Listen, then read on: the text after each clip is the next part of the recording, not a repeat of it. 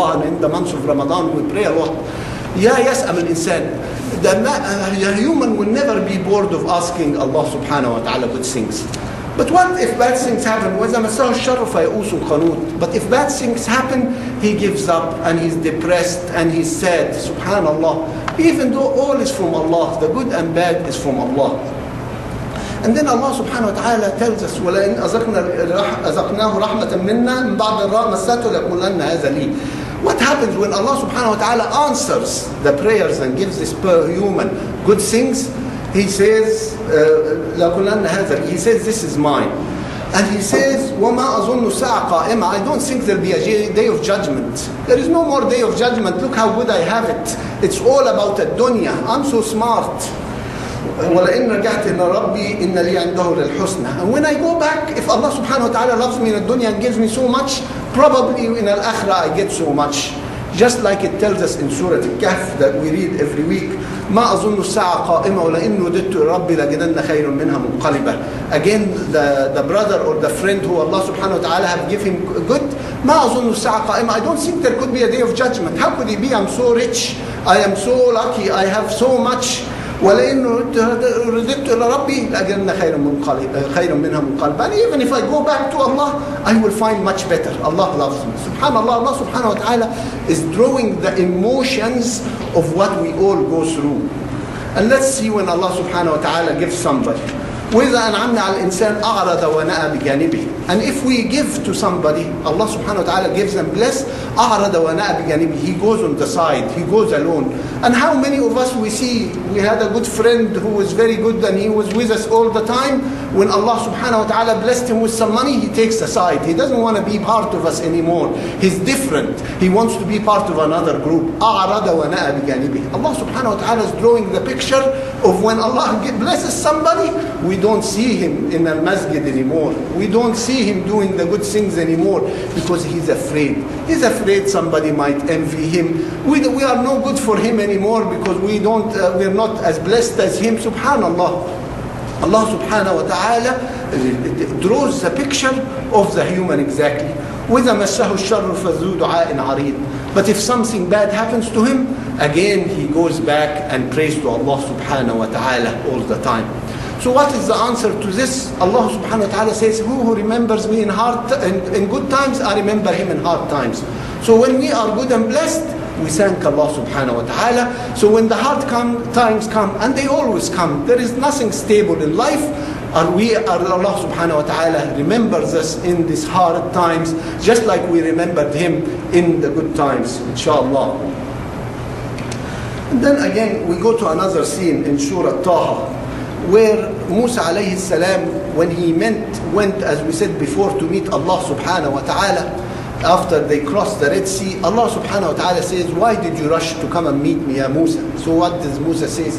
Ya Allah, I was anxious to meet you, and I left Bani Israel is going to catch up with me, but I wanted to meet you. So Allah subhanahu wa ta'ala says, well, after you left them, they have went to worship an idol, which is a cow made of gold. Subhanallah.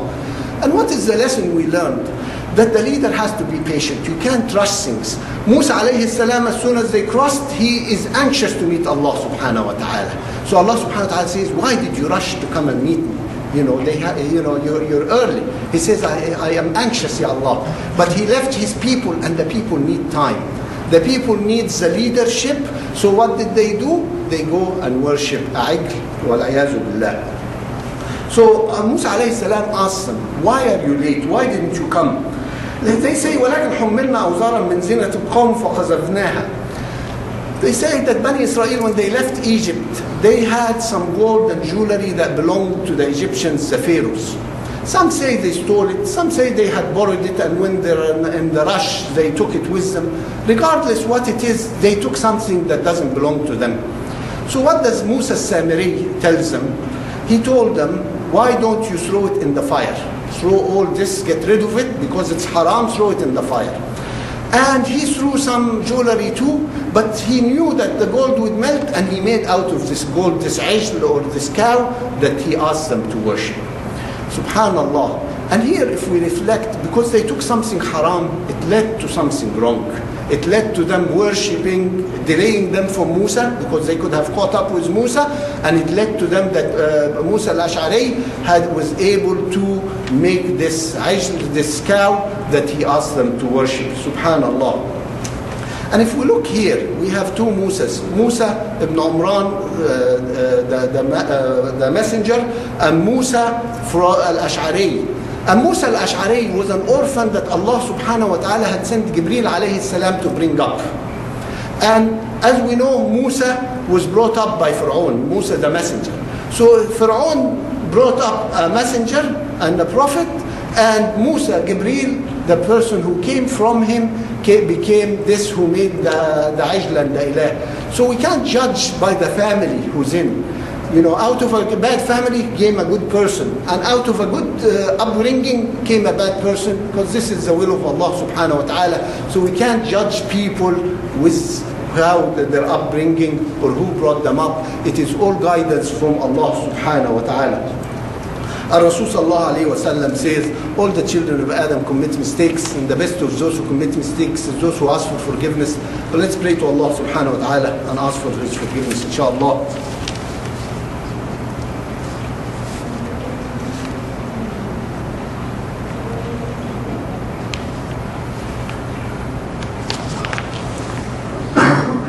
Alhamdulillah, wa ashhadu an la ilaha illallah, wa ashhadu anna Muhammad Rasulullah. And if we go to Surah Al-Nahl, the ayah, Allah subhanahu wa ta'ala says, وَاللَّهُ الَّذِي أَخْرَجَكُم مِّن بُطُونِ أُمَّهَاتِكُمْ لَا تَعْلَمُونَ شَيْئًا. Allah subhanahu wa ta'ala brought you out from your mother's tummies or wombs, and you know nothing. Subhanallah, Allah subhanahu wa ta'ala is reminding us where we started. And then, وَجَعَلَ لَكُمُ السَّمْعَ وَالْأَبْصَارَ وَالْأَفْئِدَةَ لَعَلَّكُمْ تَشْكُرُونَ. And then He gave you the hearing and the seeing and the minds that you might be thankful. لَعَلَّكُمْ تَشْكُرُونَ. And I have to stress here, did Allah subhanahu wa ta'ala give us the mind and the seeing and the hearing? Yes. How many of us, when we heard this and reminded us in this ayah that we might say, thank you, Ya Allah, for this, how many of us did we say, Alhamdulillah and Shukrillah? And these ayat are so many. In other ayat, وَقَلِيلًا مَا تَشْكُرُونَ. And little do you say thank you. Subhanallah. And we prove it ourselves when we hear this ayat, and Allah subhanahu wa ta'ala is reminding us of His bounty on us. How many of us right away we say Alhamdulillah ala as-sam'a wal-absar wal-af'ida? How many of us remember the dua to say Allahumma matta'na bi-asma'ina wa absarina wa af'iditana ma khalaqtana waj'alhu al-waris ma ahyaytana waj'alhu al-waris minna. So we ask Allah subhanahu wa ta'ala that to keep these bounties on us, and till we die. So here Allah subhanahu wa ta'ala is reminding us this ayat لَعَلَّكُمْ تَشْكُرُونَ, that you might be thankful. And yet how many of us are thankful? How many of us we prayed after the Imam and he read the ayat that you might be thankful, or later are you thankful? And we don't say Alhamdulillah and Shukrillah, because it's a reminder. Allah subhanahu wa ta'ala has given us all this. And here, if we in Surah Luqman, Allah subhanahu wa ta'ala says, وَلَقَدْ أَتَيْنَا لُقْمَانَ الْحِكْمَةَ أَنْ أَشْكُرْ لِلَّهِ وَمَنْ يَشْكُرْ فَإِنَّمَا يَشْكُرْ لِنَفْسِهِ. Allah subhanahu wa ta'ala is telling to Luqman, thank Allah, be thankful. And Allah subhanahu wa ta'ala says, and he who thanks is thanking for himself. Allah subhanahu wa ta'ala does not need us to say Alhamdulillah or Shukrillah. It is for ourselves. Why? Because as we said in Surah Ibrahim, وَإِسْتَأْذَنَ رَبُّكُمْ لَإِنْ شَكَرْتُمْ لَأَزِيدَنَّكُمْ. Allah subhanahu wa ta'ala said, if you say Alhamdulillah and Shukrillah, I'll give you more. So is it for ourselves or for Allah subhanahu wa ta'ala? When we remember this and we thank Allah for as-sam'a wal-absar wal-af'ida, Allah subhanahu wa ta'ala will maintain it for us and give us more, inshallah. And then another ayah in Surah Fatir, part of the ayah where Allah subhanahu wa ta'ala says, وَالْمَكْرُ السَّيِّئُ وَلَا يَحِيقُ الْمَكْرُ السَّيِّئُ إِلَّا بِأَهْلِهِ. Planning and conniving and all these things, it only comes back to those who do it. Subhanallah, if we believe in the Quran, we wouldn't worry. We all live through the conspiracy theory that somebody is conspiring against us Muslims. But if we understand this ayah, we say let them conspire. It will go back on them. Allah subhanahu wa ta'ala says, all these conspiracies go back on those who initiated. Subhanallah, that's what Allah subhanahu wa ta'ala says. But we like to make things out of it. And Allah subhanahu wa ta'ala following this says, فَهَلْ يَنْظُرُونَ إِلَّا سُنَّةِ الْأَوَّلِينَ فَلَنْ تَجْدَ سُنَّةِ اللَّهِ تَبْدِيلًا. This is the rule of Allah. This is how Allah has ruled His laws in earth, that whoever connives, it will go back on them. Those who plan against somebody, it will backfire on them. So why are we worried? Why do we spend a lot of our time talking about the conspiracy, who's conspiring about Muslims, if we believe in this ayah that it will backfire on them? And the Muslims, if they say حسبنا الله ونعم الوكيل فانقلبوا بنعمة من الله وفضل لم يمسسهم سوء. If we know that somebody is conspiring against us, all we say is حسبنا الله ونعم الوكيل. And nothing, no harm will come to us. This is the Quran, to make our life simple, and we live a simple life, inshallah.